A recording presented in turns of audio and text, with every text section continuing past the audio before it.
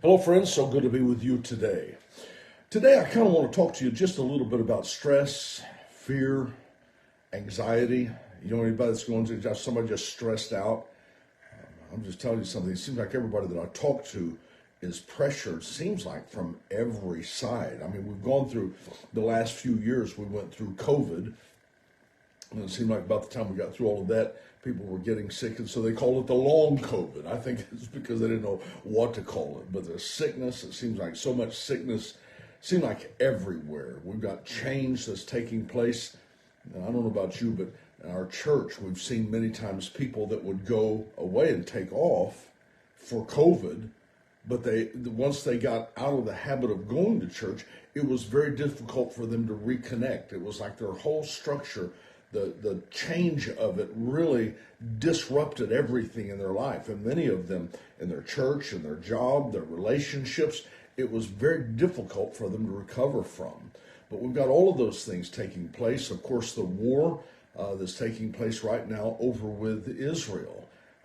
I've heard so many things about Israel, the things that's going on over there, and they're surrounded, and certainly they're going through things, and everybody's freaking out, saying, "This is the end. What are we going to do? What are we going to do?"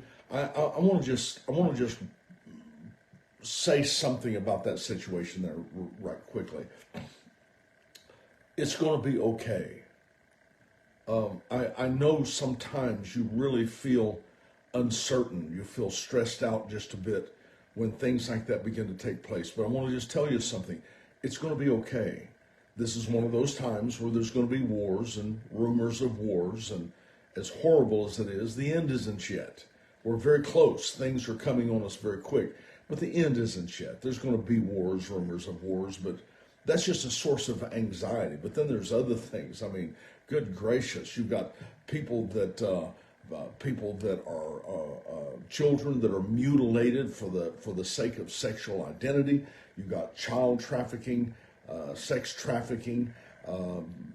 Some of the most beautiful cities in the United States that have absolutely turned to trash dumps because of the disarray and the disorder. And so all of that together, I mean, it's just so many different things happening. And there's such a tendency to allow yourself to fall under stress and pressure as a result of it. But I want to quickly give you a scripture. The Bible said in Psalms 23 and verse 4. I like this from the New Living Translation. And here's what it says. Even though I walk through the darkest valley, I will not be afraid. Isn't that awesome? Though I walk through the darkest valley, I'm not going to be afraid. You know why? Because you're close beside me. Your rod and your staff, they protect me and they comfort me. How incredible that is. That's the message that God wants you to get. In the midst of all of these things that's going wrong, God doesn't want you to get caught up in stress. God doesn't want you caught up in fear. As a matter of fact, fear not is the most repeated command in the Bible. It's been said that there are 365 fear nots in the Bible. One fear not for every day of the year. Now, whether that's exactly true, I'm not completely sure. But there was a fellow by the name of Lloyd Ogilvie. He wrote a book called Facing the Future Without Fear, and he said that there's 366 fear nots in the Bible, one for every day of the year, including leap year. Well, you know, the whole point is the fact that God doesn't want you to fear. You know what I'm saying? He doesn't want you stressed out.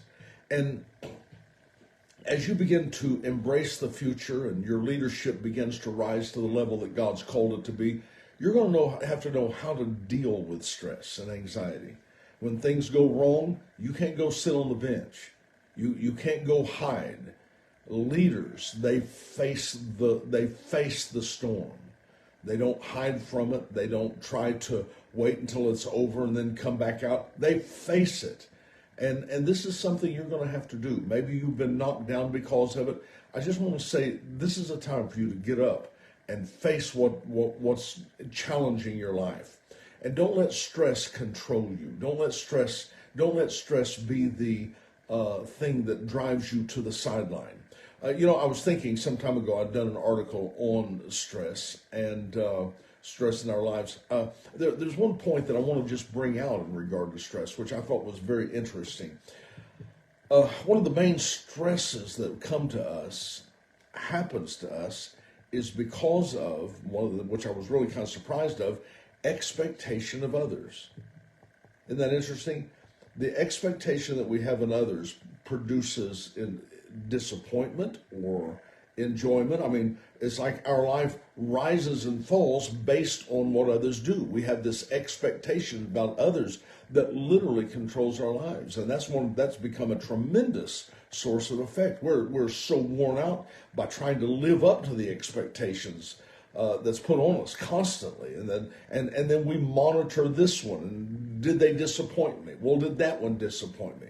And it's seriously, it's like almost like our life just takes this roller coaster ride. We're going up, things are great, and then we crash and burn. And most of it, so much of it, is on the basis of our the expectation of other people. And it's stolen our attention, it's stolen our health, our relationships, especially our marriages. I mean, our marriages has stopped being a place of love, and that's the truth. It's stopped being a place of fun and of giving, and has become a place of stressful performance. Well, did you live up to what I expect? And so it's just a constant, it's a constant, like I said, roller coaster based on the expectation of others. And unfortunately, most relationships are built on, what have you done for me lately? A few years ago, I saw something that really fascinated me. Larry King, many of you remember him. He was a talk show host, basically. He would interview people. And he interviewed Warren Buffett, who'd been happily married for 52 years. Now, Larry was really impressed with that. Well, because he'd been divorced for several times. But anyway, that being said, Larry asked Warren Buffett, he asked this question, he says, how have you been married for so long? And his answer was completely unexpected. And what he said was, low expectations. Isn't that great? The way that I have maintained my relationship with somebody over 52 years is low expectations. Boy, that sounds crazy, doesn't it? I mean, but actually, it's the opposite of what we're taught today. I mean, we expect so much out of other people and even ourselves that we're under a constant state of disappointment. It's constant. And Buffett said, I didn't go into my marriage with high expectations. I married my wife because I loved her. What a concept. He said, I married my wife because I loved her and I wanted to be with her. And anything that I got above that was just icing on the cake. Her love was all I needed from her. See, low expectations, if I can say it like this, that's the secret, really, to a successful marriage. Because what it does is it takes you out of the category of constantly measuring somebody else. Did you measure up to the performance of what I expected for you? Let me ask you a question. Do you find yourself constantly living in a state of disappointment? Is it like every day I'm just disappointed over what somebody has done? See, unrealistic expectations, that's going to get you there. Unrealistic expectations are going to bring you to a place of disappointment that really becomes your address, because people are going to let you down because they have flaws just like you do. They've got flaws. I mean, I don't care where you go in this life. I don't care where your home is, where your work is, your church. If you don't approach this with a heart to serve, planning to give more than you take, well, you may be disappointed in what you find. But I'm telling you, that is the secret. That's the secret, to have low expectations to where you're not always placing a demand on everybody else. And that's really true for your marriage. That will eliminate so many sources of stress. So don't despair over the stress that you might be feeling even in your home. When you lower your expectations on people, that gives you an opportunity to raise your expectations on God. I'm telling you. And when you allow God to be your source, well, I promise you, your source for joy, for fulfillment, for resources, you won't be disappointed. See, that's really where your expectations should be all along.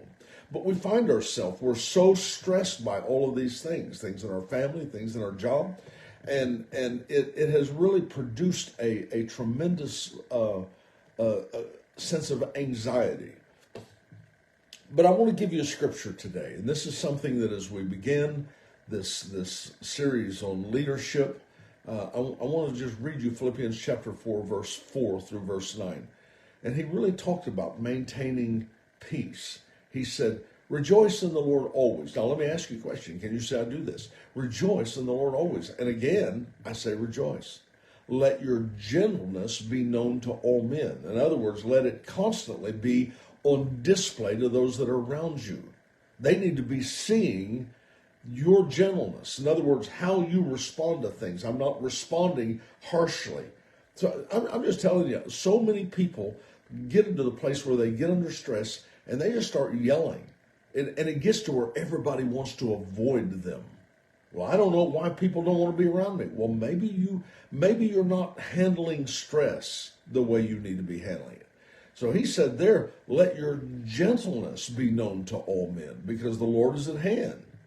Don't be anxious for anything. Be anxious for nothing. But in everything, through prayer and supplication with thanksgiving, let your requests be made known to God. In other words, I don't care if you're making a request for God to do something, you couple that prayer with thanksgiving as the fact that God has blessed you. So he said, be anxious for nothing. Don't let I don't care what it is, nothing. Don't let that be a part of your life, but in everything, by prayer, supplication, with thanksgiving, let your requests be made known to God. And what he said in verse 7 is going to happen. He said, and the peace of God, which passes all understanding, will guard your hearts and your minds through Jesus Christ. And then I love this, the way he finished this up in verse 8. He said, meditate on these things. He said, finally, brethren, whatsoever things are true, whatsoever things are noble, whatsoever things are just, whatsoever things are pure, whatsoever things are lovely, whatsoever things are of good report, if there's any virtue, if there's anything praiseworthy, meditate on these things. See, this is the secret to maintaining peace in your life.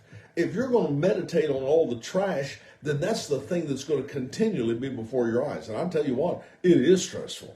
Don't think that the things that's not happening around us is not a bit stressful. But see, you can't displace fear and anxiety. You understand what I'm saying? You can't displace it by just saying, I'm not going to be afraid. I'm not going to be anxious. That's not how it works. What you have to do is replace it with something bigger than itself. In other words, whatever thing that you're going through, you have to replace that anxiety with something bigger than that. And that's the wonderful thing about God's promises to us, about his word. And he tells you, he said, I want you to take the things that are true and noble and just and pure and lovely, the things that are of good report, anything praiseworthy. I mean, has anybody got anything to say that's good? He says, think on these things. And he said, the things which you have learned and received of me, and you saw, you heard in me, these do, and the God of peace will be with you. You hear that? The God of peace will be with you. That's the solution. You need to replace what you're meditating on. Are you stressed? I think you're probably thinking about stressful things. Well, I just have to do it. No, you don't. You make the decision what you're going to look at. You make the decision. You have what is called a will. Okay? The will, the mind, the will, the emotions. That is the part of you that is the doorway into your heart. Now, even God will not violate that. You remember Jesus said, I stand at the door and knock. What door is he talking about? The door of your will. And over whenever God was talking to Cain because he had killed Abel, he said sin is crouched at the door. What door? The door of your heart. See, whatever you yield yourself to by opening the door of your heart, that comes in and masters over you. You're going to have to rethink what you're thinking about. You're going to have to set some priorities on what you're allowing in. And he said there, guys, I'm giving you the plan right here. Things that are true, things that are noble, things that are pure, lovely. I mean, can we stop for 32 seconds talking about how awful the world is? how bad it is and how it's going to get worse and the economy is going to do this and dear God, COVID is going to do this and sickness and I don't know what I'm going to do, but I'll go. I mean, that becomes the entire diet of our life. And as a result, what does it produce? It produces after its kind. Whatever you sow into the ground produces after its kind. If you sow stress, that's what you're going to get is stress. If you sow peace by thinking about peace, that's what you're going to reap. That's the harvest you're going to reap. So the answer to that is to begin to change what you're looking at. I mean, I've awakened many times and I was restless. I had troubling thoughts. I caught myself in the middle of the night. I'd catch myself fearful and afraid. I'm thinking of my kids. I'm thinking of my mortality and what if something happened to me? Well, what are they going to do?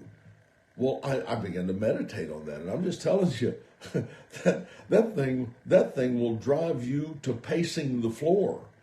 I'm thinking, where did that come from? See, fear causes panic. It causes that anxiety. And you become tormented over the current circumstances that you're facing. Now, I just tell you something. I know what it is to be afraid. Now, I know what that feels like. That is tangible. Those thoughts will flood your mind. But I had to remember the scriptures and think on those things. That's what I want to turn my attention to. I want to say something that God said about me. I want to begin to say what he said. Somebody say, well, that's positive confession. Well, I tend to want to have positive confession than negative confession. But this isn't just positive confession. This is confessing what God said about me. So that's what I'm declaring. This is the promise of God toward me. This is what I'm saying. And so he said, when you do these things, he said, the peace of God will keep your heart and will keep your mind. Whatsoever things are pure, whatsoever things are lovely, whatsoever things are of good report. See, those are the things that we need to turn our attention to. So as we begin this class on leadership, I want to just encourage you to pull your thoughts in line. Arrest the thoughts. The Bible talks about casting down imaginations and every high thing that exalts itself against the knowledge of God, and bringing into captivity every thought to the obedience of Christ. You literally have to arrest thoughts. There's been times I've had thoughts that flooded my mind because I thought something was wrong. And I would say out loud where I could hear it, I'm not going that direction. I mean, I said it with intensity. I said that not just out of my head. I said that out of my heart. I'm not going that way. That's my will slamming the door on that and replacing those thoughts with something higher. So this is in the time of your anxiety, in the time of your stress, this is a time to approach it like this. Because I'm just telling you, turning over a new leaf and say, well, I'm just not going to think about bad things anymore. No, you're going to think about whatever you're looking at. Whatever you look at, you're going to think about. Whatever you think about, that's what you're going to say. Whatever you say, that's what you're going to bring to pass in your life. Whatever you say is going to bring life inside you. Your heart, and I'll say this and then I'll close. Your heart is the soil that the seed is planted into. See, that Jesus talked about Mark chapter 4. He said the sower sows the word, and the word will produce. But where's the word put? It's put into the soil of the recreated human spirit. See, you are a growing machine. You'll grow anything. You'll grow life. You'll grow death. See, the ground doesn't care what seed it is. It just grows whatever's put in there. Did you know that? You can go to your backyard. Your ground out there, it doesn't care whether it's an apple seed or an orange seed. It doesn't care whether it's a tomato. It doesn't matter. It doesn't care. Whatever you put in the ground, that's what you're going to produce. And if you put in stress, if you put in anxiety, that's what you're going to produce. And you'll live with a constant state of disappointment, anxiety, fear, pressure, and your leadership quality will be diminished to the point that you stop being effective.